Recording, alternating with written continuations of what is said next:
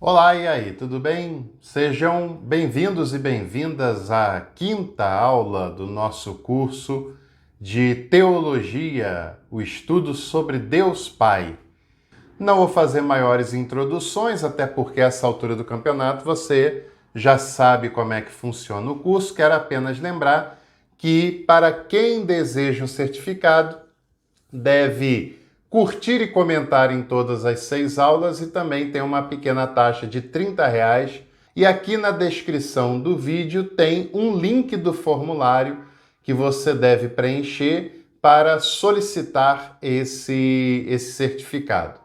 E é claro também, se você tem participado aqui no canal, tem gostado dos conteúdos, o conteúdo tem lhe ajudado de alguma maneira, eu peço a sua retribuição, é claro. A relação mais correta seria você retribuir se inscrevendo no canal, caso não tenha feito isso ainda.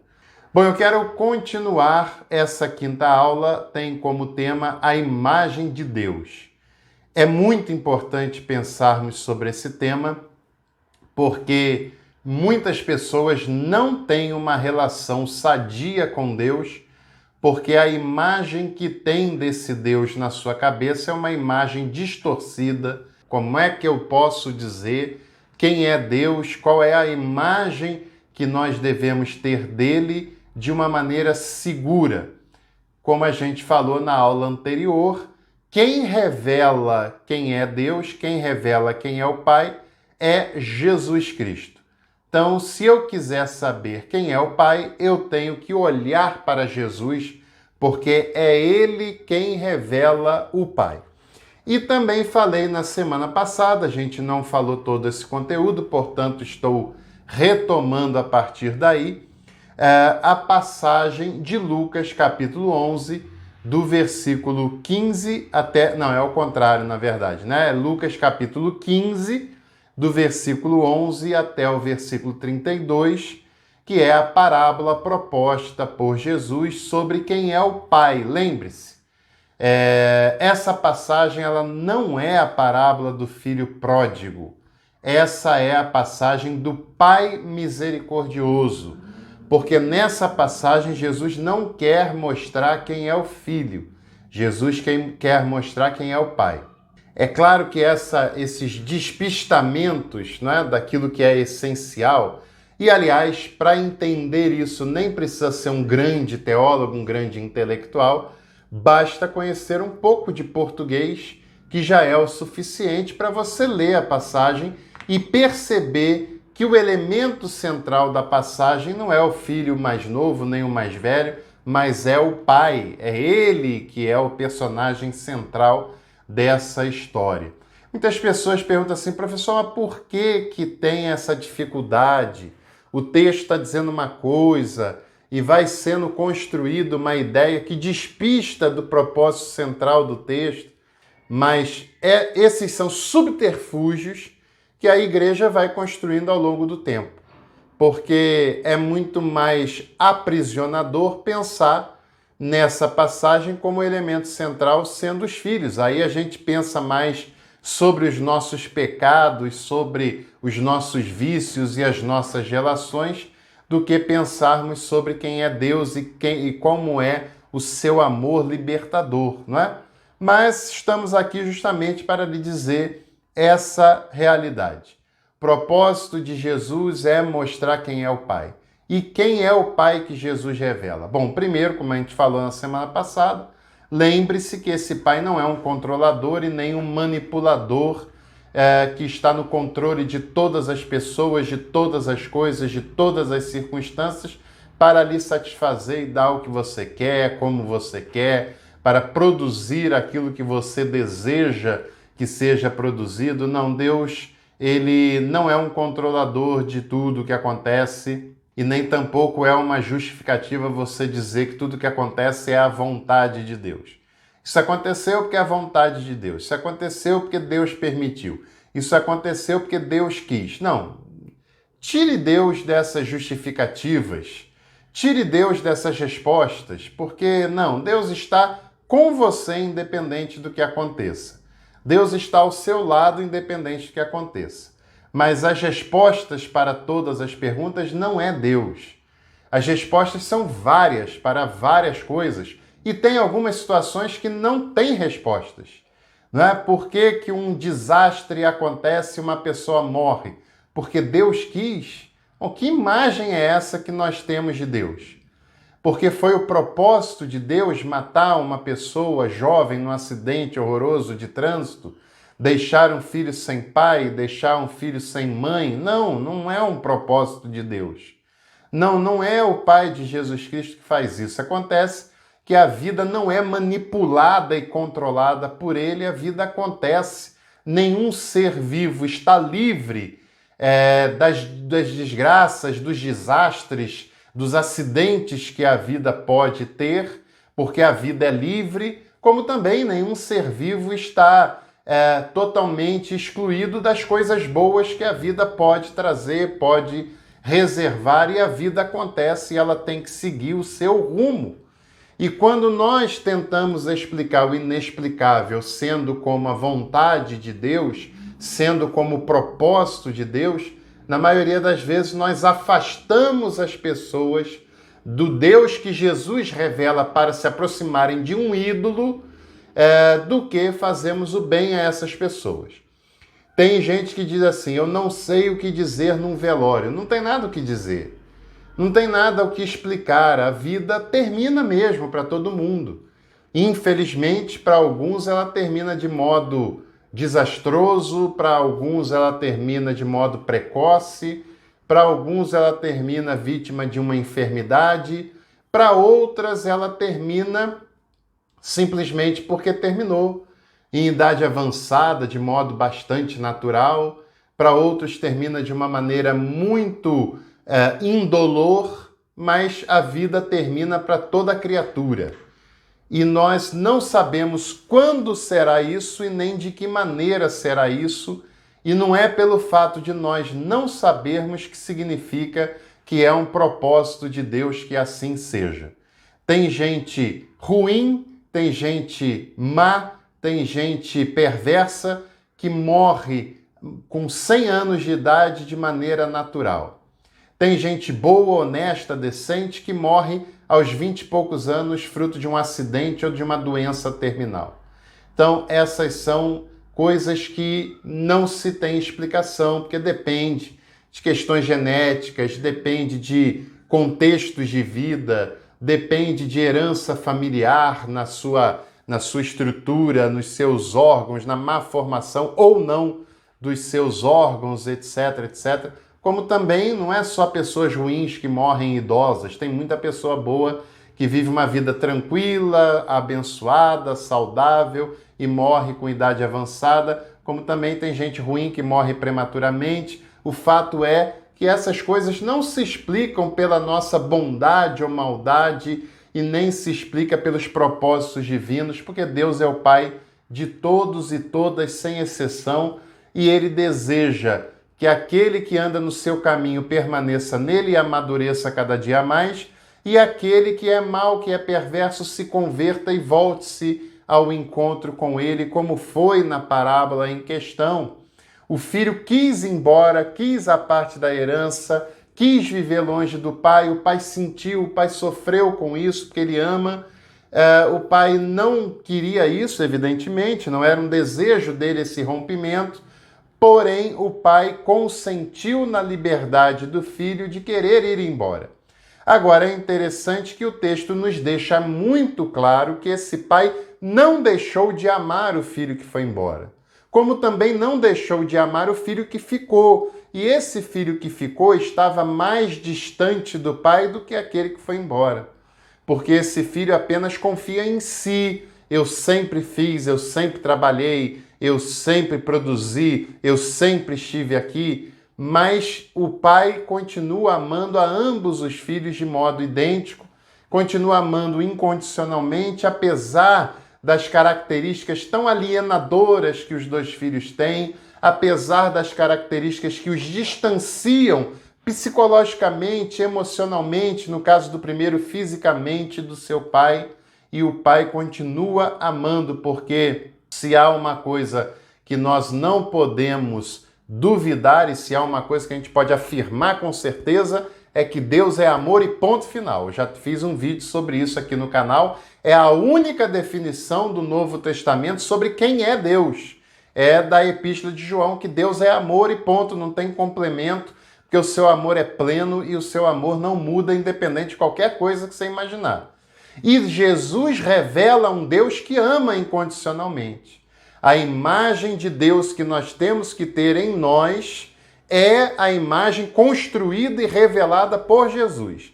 E essa imagem construída e revelada por Jesus, ela é essencialmente, acima de qualquer coisa, um Deus de amor pleno, de amor incondicional e de um amor que não acaba porque ele é todo poderoso em amor. E independente de ser você, quem você é, de ser a pessoa que você não gosta muito, ou que você acha que vai para o inferno, quem ela é, Deus continua amando incondicionalmente. Incondicionalmente. O amor de Deus não se baseia nos méritos ou deméritos humanos. O amor de Deus é pleno, independente de qualquer coisa. Agora, por que é que eu sei que o pai não deixou de amar o filho pródigo? Porque o texto vai dizer que quando o filho pródigo, sabe-se lá quanto tempo foi isso, até porque é uma parábola, né? Quando o filho caiu em si e viu a péssima escolha que ele fez e resolveu tomar a decisão de voltar como um escravo do seu pai, porque naquela época tinha uma cultura que impedia que uma pessoa que fez o que o jovem fez voltasse como filho.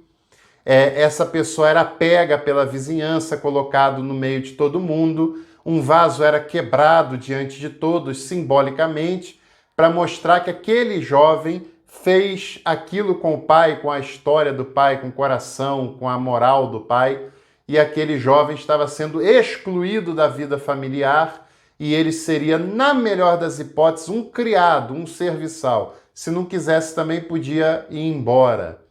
Isso era uma prática relativamente comum quando acontecia um rompimento desse do filho para com seu pai. Estamos falando de uma sociedade patriarcal em que o pai da família é a figura central de um lar e uma afronta contra essa figura é uma afronta intolerável para aquela sociedade, intolerável. E por que é que o pai encontra esse filho? O texto diz que o pai o encontrou quando o avistou de longe. Só tem uma possibilidade para isso acontecer. O pai ia todos os dias, ou pelo menos ia frequentemente, à porta da cidade, na esperança de que o filho fosse voltar, porque o pai nunca desistiu de amá-lo. E quando o pai, que não o puxa pelos cabelos, que não o obriga a voltar, se o filho não quisesse voltar, o pai não iria arrastá-lo de volta, mas quando o filho aparece, o pai corre ao seu encontro. Isso é muito importante a gente pensar na proposta de Jesus, porque quando o pai corre ao seu encontro, significa que ele está lá esperando, ele não quer correr o risco da vizinhança encontrá-lo antes do próprio pai, porque ele sabe o que pode acontecer com o filho e ele quer evitar isso. E segundo lugar, o pai, para correr, ele precisa se expor diante de tudo e se expor diante de todos. Porque naquela época os homens usam uma roupa que vai até os pés, que cobre os pés. É um vestido longo que vai até os pés e que faz com que o homem ele ande com passos lentos e seguros, porque isso é um sinal de equilíbrio e de maturidade. E um chefe de família numa sociedade patriarcal tem que ter compostura. Claro, para um homem que usa essa roupa correr, ele tem que ter levantado essa roupa e ter exibido as suas pernas publicamente. Isso é uma vergonha, uma humilhação, uma exposição indevida, porque isso era coisa de moleque. Só moleque faz isso, só moleque se exibe, se expõe dessa maneira. E é importante esse cenário para a gente compreender quem é o pai que Jesus revela. E quando ele chega perto do filho, o filho quer dar explicações que são sem o menor sentido para o pai, que são que não têm cabimento para o pai, são irrelevantes para o pai. Diz o texto que o pai apenas o abraça e o beija e manda restituir a posição do filho de filho, com anel, sandália, que só os filhos usavam sandálias, manda fazer uma festa para receber esse filho. Ou seja, o pai ama o filho incondicionalmente, não está preocupado com as aparências, não está preocupado com a exibição, não está preocupado com o que vão falar dele. O pai também não está preocupado com um discurso moralista, como a maioria das igrejas sustenta ainda hoje, principalmente hoje. O pai não está preocupado com o que o filho fez, deixou de fazer. O pai apenas o abraça e o beija e manda celebrar a vida por ter recuperado o seu filho perdido com vida, com saúde, e vai ter festa aquela noite. Agora, nem tudo está resolvido, porque tem lá um outro filho que se sente muito afrontado do pai comemorar o retorno do irmão mais novo que tinha gasto tudo. E o filho não quer entrar na festa, faz a maior questão, expõe novamente o pai e diz: eu sempre te servi, nunca desobedeci, sempre fiz o que me pediste, né? E vindo esse teu filho, não é mais meu irmão, é o teu filho, que gastou com as meretrizes tudo, faz uma festa para alegrá-lo e nunca me deu um cabrito para celebrar com os amigos. Bom, esse filho é um amargurado, está distante do coração do pai, ele se vê como um funcionário e não como filho, ele se vê como aqueles moralistas que infestam as igrejas, como aquele que faz tudo certinho, que sempre anda na linha, que faz tudo que tem que fazer, que agrada a Deus agradando a denominação na cabeça deles, né? Enfim, e ele não percebe que está longe do coração do pai e o pai continua amando ele assim mesmo. O pai mostra para ele que tudo que ele tem é dele, não é só um cabrito, não. Ele é dono de tudo e está fazendo questão por causa de um cabrito. E ele é amargurado demais para ter comemoração, para ter festas, para ter amigos. Ele se incomoda com a música, ele se incomoda com a dança. Você já viu gente em igreja que se incomoda com a dança, que se incomoda com a música, se incomoda com a festa, se incomoda com a celebração, se incomoda com a coreografia, se incomoda com o corte de cabelo, com a roupagem que as pessoas usam, que se incomodam com tudo, que se incomoda com a celebração? Pois é, são pessoas que não conhecem Deus como Pai. E isso é problemático e por isso devemos pensar na imagem de Deus que tem em nós. Quem construiu essa imagem? Foi a gente? Foi a igreja? Ou foi Jesus, que é o revelador de Deus? O pai continuou amando o irmão mais velho também, mas o chamou à responsabilidade. Tudo que é meu é teu, você tem que se alegrar com seu irmão, porque ele não é só meu filho, ele é teu irmão. E Deus é o pai de todo mundo, não só dos santos, não só dos certinhos, não só dos que agradam a denominação, não só dos que andam na linha. Deus é o pai de todos e todas e você não pode se achar um filho preferido e superior aos demais. Porque esses aí que você julga como pecadores, perdidos, perversos, que você julga como pessoas que vão para o inferno, eles são teus irmãos, eles são tuas irmãs, porque eles são filhos e filhas do mesmo Pai. Porque esse Pai que Jesus revela não faz acepção de pessoas. Esse Pai a quem Jesus revela é o Pai de toda a natureza, de toda a criação, a natureza que você suja, os animais que você desrespeita, as árvores que você corta quando compra um terreno para construir templo. Isso é amado e querido por Deus, e quando você os ofende, você peca contra Deus. Porque para muitas pessoas o pecado é apenas o eclesiástico, mas Jesus entende que a vida é o templo onde está Deus e é o templo onde Deus se manifesta. Qual é a imagem que nós temos de Deus para muitas pessoas? Deus é um ser vingativo, maldoso, mal intencionado. É um Deus que é nepotista porque só favorece aqueles que são seus filhos e que andam na linha porque estão na igreja. Para muitas pessoas, Deus É alguém que tem religião? É alguém que tem igreja, porque fora dessa igreja não há salvação e Deus não se agrada de quem não está ali na linha e tal, não sei o que lá. Para muitas pessoas, a imagem de Deus é de um Deus perverso, hein? Porque quando uma pessoa fica doente ou morre, foi propósito de Deus. Quando uma pessoa morre num desastre, foi Deus quem quis assim. Quando vai num velório diante de um filho, diante de uma filha que chora a perda prematura da mãe, diz: fica tranquilo porque Deus tem o melhor para você. Gente, que Deus é esse que está construído no seu interior? Esse não é o Pai de Jesus. É o Pai que, diante da catástrofe, da perda, da doença, está ao lado de quem sofre.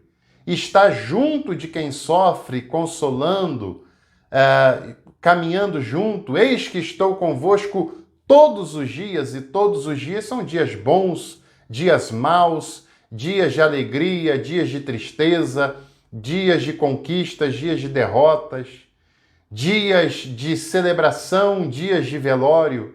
Ele está presente todos os dias, sem exceção. Para muitas pessoas, a imagem de Deus combina com um Deus vingativo, que pune aqueles que te aborrecem de alguma maneira. Um Deus que é raivoso, um Deus que pune com tsunamis e usa dos subterfúgios mais baixos possíveis.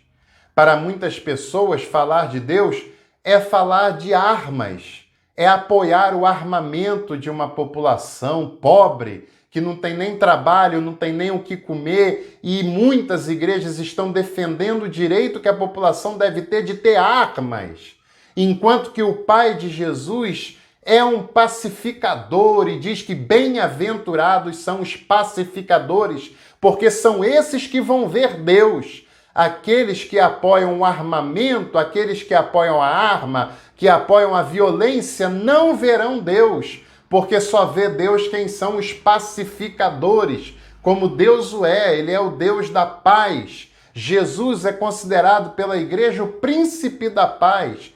E na única oportunidade que um discípulo de Jesus pegou em armas, ele foi duramente repreendido por Jesus. Quando Pedro pega na arma para atacar os soldados que iam prender Jesus, Jesus repreendeu a Pedro e disse para ele claramente: quem pega e quem defende armas não entendeu de que espírito eu sou, porque ele não tem nada a ver com isso. Deus que Jesus revela é aquele que se importa com a injustiça, que faz pessoas passarem fome, pessoas passarem sede, pessoas não terem onde morar, pessoas não terem o que comer, pessoas não terem emprego, dignidade, educação e saúde pública de qualidade. Se a igreja compreende o Deus a quem Jesus revela, ela prega o amor incondicional, seja quem for, sem acepção de pessoas. Se ela compreende o Deus que Jesus revela, ela luta por trabalho, por emprego, por justiça, pela causa de que as pessoas tenham o que comer e não por armamentos ou favorecimentos à sua própria denominação. Para muitas pessoas, Deus é uma pessoa em quem não se pode confiar, porque ele é imprevisível, ele castiga a quem o desagrada, ele pune a quem ele quer punir, ele manda matar, e isso é um ídolo, porque o Pai de Jesus não é assim. Para muitas pessoas, a oração é uma maneira de manipular Deus. Para muitas pessoas, vai orar e vai fazer um jejum, porque assim eu vou convencer Deus de que ele deve me dar aquilo que eu busco. Mas isso é um ídolo pagão, não é o Pai de Jesus Cristo. O Pai de Jesus é um Deus que ama incondicionalmente e que busca a revelação em nós por amor. E ele quer se revelar conosco e com toda a sua natureza e com toda a sua criação como um ato misericordioso de amor. Afinal de contas, por que você acha que é mais amado do que outra pessoa? Por que você acha que você é preferido em detrimento de qualquer outra pessoa? Você e qualquer ser humano não passam de pecadores. Todos pecaram e destituídos estão da glória de Deus. Todos, sem exceção. Você não é melhor do que ninguém só porque faz parte de uma igreja, grande coisa. Você não é superior a ninguém só porque você aprendeu algumas coisas lá da Bíblia, de maneira nenhuma. Você continua sendo tão pecador quanto qualquer outro, no sentido essencial, não nos pecados de coisas que se faz, porque não é assim que a Bíblia trata essa questão. Agora, onde abundou o pecado, superabundou a graça de Deus, a graça que é sempre muito maior, mais abrangente, perfeita, plena do que qualquer pecado humano. E você sim é amado por Deus, assim como seu irmão, assim como a sua irmã, porque Ele é o Pai nosso, Ele não é o Pai meu. Jesus, quando nos ensina a oração, é a oração do Pai nosso, do Pai que não é de uma única pessoa, do Pai que não é de um único grupo, do Pai que não é de um ramo, de um nicho, mas é o Pai nosso, de todas as pessoas, de toda a criação. E a imagem que nós devemos ter de Deus é a imagem que é revelada por Jesus, porque ninguém vem ao Pai a não ser por mim, foi o próprio Jesus que disse. Quem vê a mim, vê ao Pai, porque Jesus é quem revela ao Pai. Quando eu olho para Jesus, eu vejo um Pai que se esvazia para dar liberdade à vida, um Pai que não é o controlador, que dá liberdade para a vida acontecer, mas não deixa de nos amar, ainda que as nossas escolhas tenham sido equivocadas. Que nos chama para a maturidade, para compartilharmos o amor, o perdão, a misericórdia, o acolhimento para todos e todas, principalmente para os mais necessitados, para os excluídos pelos sistemas político-econômicos e religiosos, sim, porque muitas igrejas, nas suas pregações, são excludentes e excluem diversos tipos de pessoas. Essa não é a imagem de Deus que Jesus revela, porque em Jesus nós vemos e conhecemos um Deus que inclui e não que exclui, independente de qualquer coisa. Jesus se aproxima de sírio-fenícias, de mulheres que eram excluídas da sociedade, de samaritanos e assim por diante. Então, é muito importante num curso de doutrina sobre o Pai, num curso de estudos sobre Deus Pai, a gente pensar na imagem de Deus. Porque para muitas pessoas religiosas, a imagem de Deus combina com Deus mau, vingativo, punitivo, que castiga, que faz exclusão, que é violento, que é punitivo, mas a imagem de Deus que Jesus revela, e é Ele quem é o revelador do Pai, é de um Pai amoroso, misericordioso, acolhedor, que não desiste de amar independente de qualquer coisa, que ama incondicionalmente, que perdoa o transgressor, que acolhe as fraquezas humanas e que nos chama para uma vida consciente, madura e baseada no amor. E é claro que Jesus nos chama ao discipulado, a viver essa imagem do Pai que Ele nos revela.